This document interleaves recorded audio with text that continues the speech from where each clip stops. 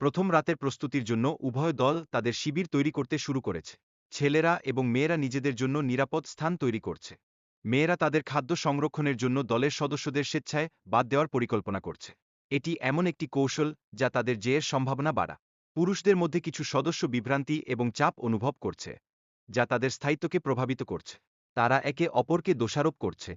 মহিলা দলের সদস্যরা খাবারের পরিমাণ বৃদ্ধি করেছে এবং দলের মনোবলও বাড়ছে। তারা একসঙ্গে কাজ করে জয়ের আশা করছে।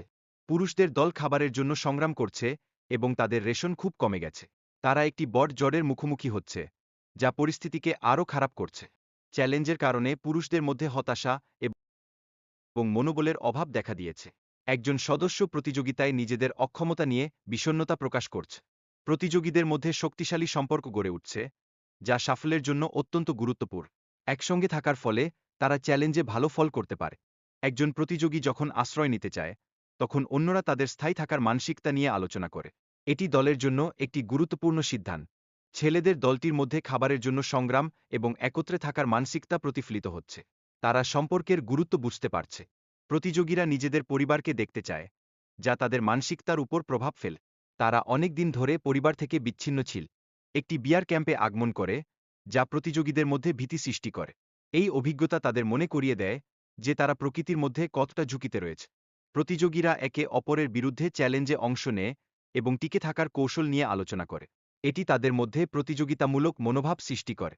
দর্শকরা দেখেন কিভাবে ডু দি ওয়েবস ব্যবহার করে প্রতিযোগীরা নিজেদের পরিচ্ছন্ন রাখে। এটি তাদের জীবনযাত্রার একটি গুরুত্বপূর্ণ অংশ হয়ে দাঁড়িয়েছে। চ্যালেঞ্জের জন্য প্রস্তুত হতে ঠল এবং ফ্যাডরা নিজেদের মধ্যে আলোচনা করে। তারা কৌশল এবং পরিকল্পনা নিয়ে আলোচনা করছে। দুই প্রতিযোগী তাদের পছন্দের খাবার এবং রেশন নিয়ে আলোচনা করছে। এটি তাদের টিকে থাকার জন্য অত্যন্ত গুরুত্বপূর্ণ।